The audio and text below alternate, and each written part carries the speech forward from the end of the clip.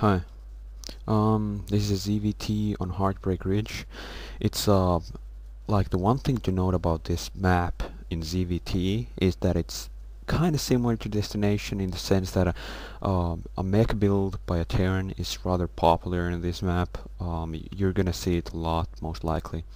That's why I'm scouting with my ninth drone. Of course, you don't necessarily have to scout with your ninth drone, but on a map where mech is likely going to happen, I recommend it because it lets you prepare to mech in so many ways, in so much better ways. And also, since I scout with my ninth drone, I will probably be able to 12 pull instead of 12 hat in case I notice that there's something weird about his build order.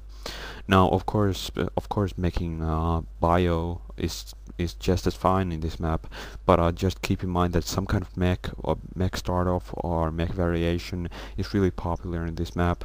Often they will either do some kind of a fast expansion with just one barracks and that's it. Often they will do just one vulture to the command center and then switch over to either infantry or mech, or it could be many things really.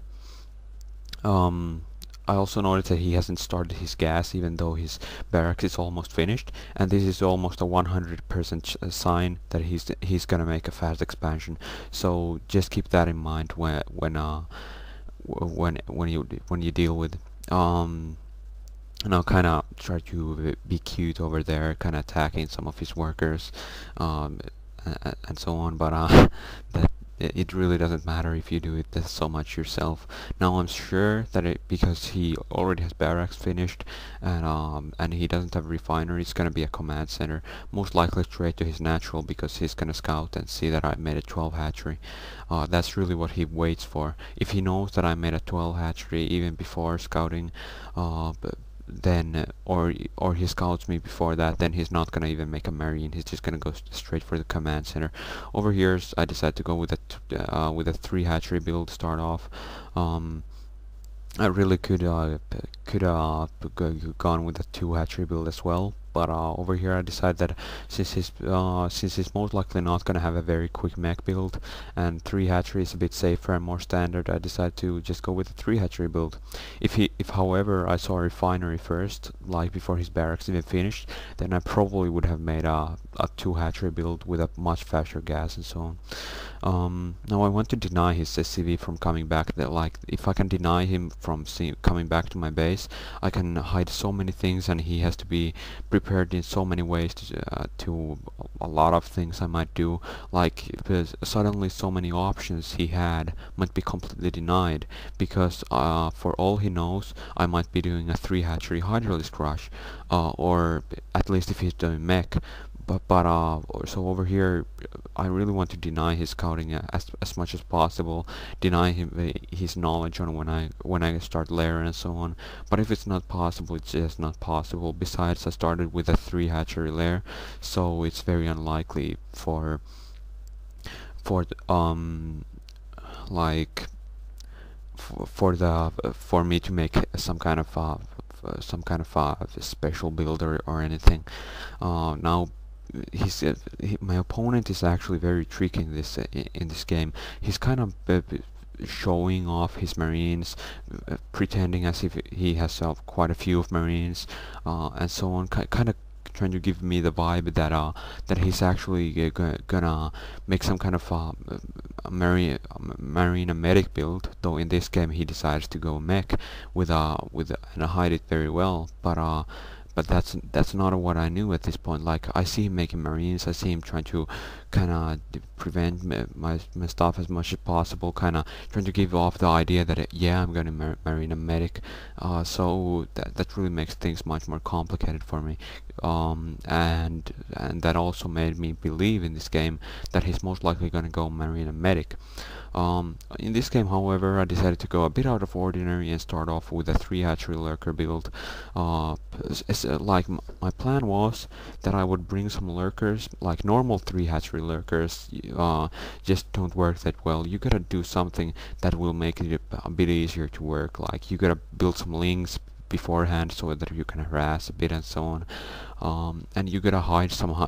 You usually try to hide some hydras around the map so that you can kind of sneak them over to harass him while his marine and medic might be in my choke and so on, and stuff like that. Really, you want to hide them, and you want to try and gain as much advantage with them as simply possible.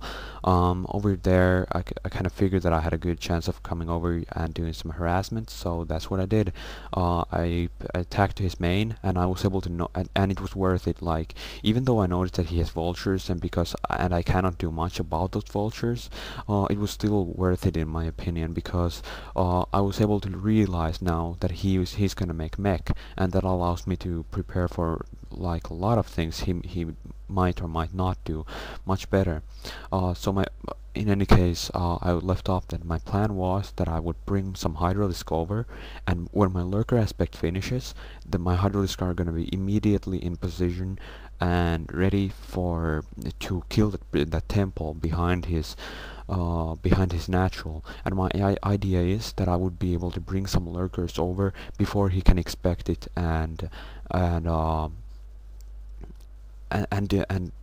deal a lot of damage with some of my lurkers at his natural mineral line, and really slow his economy down a lot. Now he's a really smart player, so that it doesn't really work quite as well as I thought. But still, at this point, my main priority is trying to adapt somehow to what he's doing. Since I think I saw vulture speed before, I don't think that he's gonna have spider mines right away, but I still gotta be prepared for that. I kind of start over to get some that evolution chamber so that I can start making hydralisk. I kind of start hydralisk upgrades so that I can deal with that better.